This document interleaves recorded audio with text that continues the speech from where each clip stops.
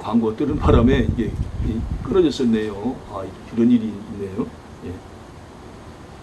다시 그 광고 말씀 좀 잠깐 좀 드리겠습니다. 이런 경우가 처음인데요. 굉장히 당황스럽습니다. 정부에서 보낸 안내 문자가 뜨는 바람에 꺼졌었네요. 그 코로나 시대는 세 가지로 이제 특징 지어서 말씀드릴 수 있다고 말씀드렸잖아요. 첫째는 원 컨택트 U 앞자를 따서 U, 그리고 세이프티 앞자 S, 그리고 디지털 T. 그래서 USD로 그렇게 이제 특징 지어서 말씀드릴 수 있다고 말씀드렸는데, 비대면의 시대에 들어섰고, 그 다음에 생명과 안전과 위생, 그리고 디지털, 이런 식으로 접어들었다. 옛날에는 모이면 살고 흩어지면 죽는다 그랬는데, 코로나 시대, 앞으로 더 센 코로나가 오고, 죽을 때까지, 또 예수님 재림하실 때까지 마스크를 벗게 되기는 쉽지 않을 거라는 겁니다. 마태오 24장에 보면 재난의 시작이라는 말씀이 나와 있잖아요. 본격적으로 이제 재난으로 이제 들어가게 되는 것 같습니다. 굉장히 참 고통스러운 날들이 계속될 것 같습니다. 마음이 참 아프고, 좀 어떻게 보면 한편 슬프기도 하네요. 그리고 이제 그 어제 한문을 이제 올렸는데 그 반응이 아주 폭발적이더라고요. 굉장한 반응을 좀 보이고 있습니다. 앞으로 아마 1,000, 5,000, 10,000, 20,000 아마 계속 조회수가 올라가게 될 것 같습니다. 오늘 예배를 마치고 나서 오후에 또 영어도 이렇게 올려드리려고 합니다. 그 반응이 엄청날 거라고 봅니다. 그리고 여러분 꼭 이 동영상을 보실 때 구독 꼭 좀 눌러주시고요. 좋아요 꼭 좀 이렇게 눌러주셨으면 감사합니다. 그렇게 하시면 더 좋은 방송을 보내드리는데 굉장한 힘이 됩니다. 자, 혹 아까 이제 반복된 경우가 있을지 모르겠습니다만 갑자기 이렇게 정부에서 보낸 안내 문자가 떠서 조금 이렇게 지금 차질이 생겼는데 다시 한번 반복되더라도 하도록 하겠습니다. 예루살렘으로 옮겨진 법궤가 6장 내용이거든요. 1절부터 5절까지는 발레유다에서 법궤를 옮기는 다윗, 또 6장 1절부터는 6절부터 11절까지 우사의 죽음에 대해서, 그리고 12절부터 19절까지는 법궤가 다윗성으로 옮겨짐에 대해서 기록하고 있고요. 그다음 20절부터 23절까지는 다윗을 비난하다 책망받은 미갈에 대해서 그렇게 기록을 하고 있습니다. 자, 일단 전체의 축을 한번 보면 6장의 내용을 한번 살펴보도록 할게요. 첫째, 사울의 시대에 거의 잊혀져 있던 법궤를 다윗이 예루살렘으로 옮기는 과정을 기록하고 있어요. 그리고 두 번째는 특별히 하나님의 임재의 상징이었던 법궤를 다윗이 생각하게 된 것은 하나님의 은총을 생각하는 믿음의 열망이 간절했다는 증거이기도 합니다. 다시 말하면 자기가 유다 지파의 왕이 되고, 특별히 감사하게도 온 이스라엘의 왕, 통일 왕국의 왕이 된 것은 다 하나님의 은혜로 된 것이다. 하나님의 은총이 입혀져서 된 것이지 내가 잘나서 내가 위대해서 된 것이 아니고 100% 하나님의 은혜로 축복으로 된 것이다. 그런 말씀입니다. 그래서 이제 법궤를 옮기려고 한다는 거예요. 그리고 세 번째로, 그러나 법궤를 옮기는 올바른 방법을 무시한 채 수레로 법궤를 옮기려는 잘못을 범함으로써 결국은 우사가 죽고 법궤는 예루살렘까지 오지 못하고 가드 사람 오벳에돔의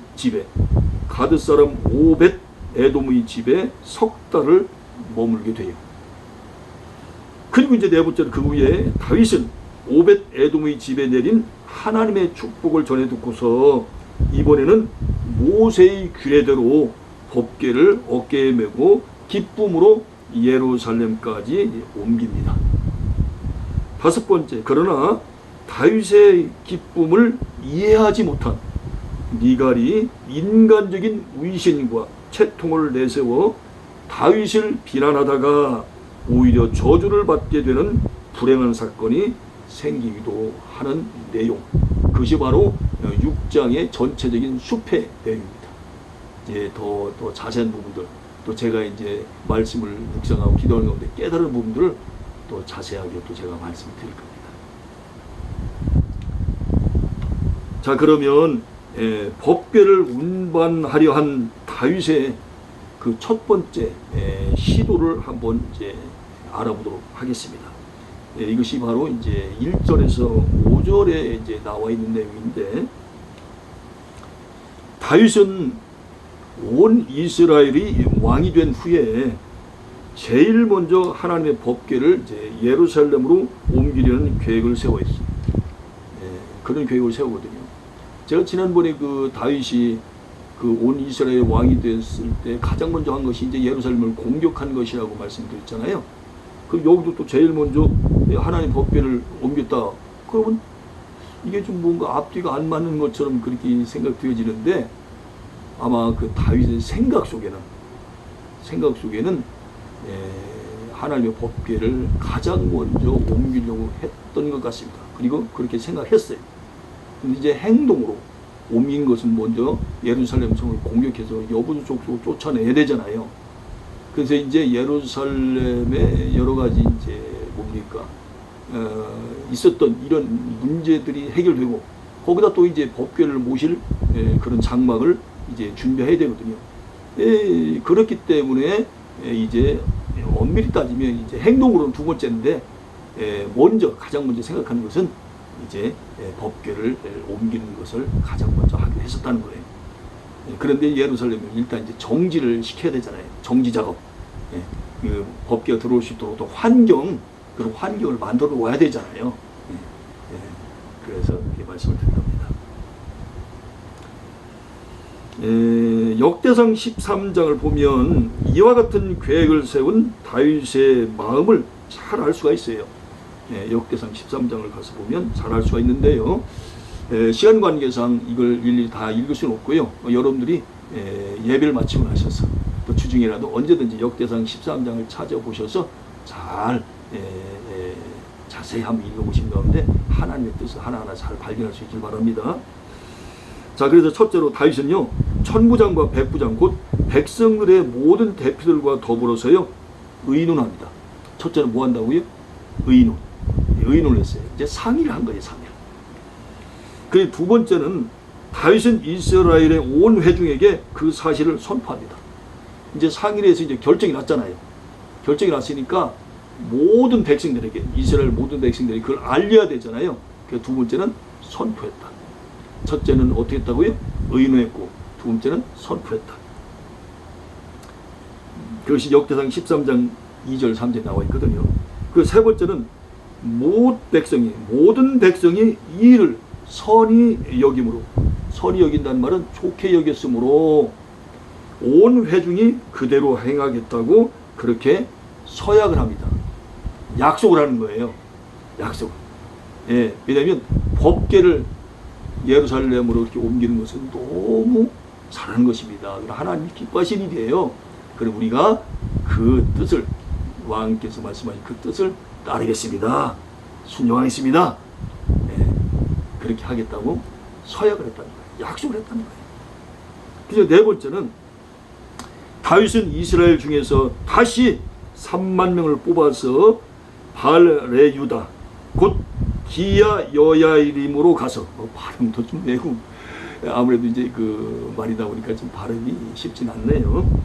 발레유다 곧 기쟇 여야림으로 가서 아비나답의 집에 있던 법궤를 수레에 싣고 아비나답의 아들 우사와 아효로 하여금 수레를 몰도록 그렇게 했습니다. 이 아효는 그 제가 가지고 있는 이 표준 세번역에는 아히요 그렇게 나와 있거든요. 아무래도 이제 외국인이다 보니까 한국말로 이렇게 발음할 때 약간은 차이는 있습니다. 아요로 하여금 수레를 몰도록 했다. 법궤를 이제 옮기기 위해서 정예군인 3만 명을 뽑았다는 겁니다. 야, 말이 3만 명이지 어마어마합니다. 어마어마해요. 300명도 적지 않은데 하나님의 법궤를 옮기는 거, 하나님께서 얼마나 귀하게 생각하는 것 아니겠습니까? 다윗도 똑같이 아버지의 마음을 알기 때문에 정말 철저히 준비해서 이렇게 법궤를 옮기려고 하는 것 같습니다. 너무 아름답고 정말 신앙이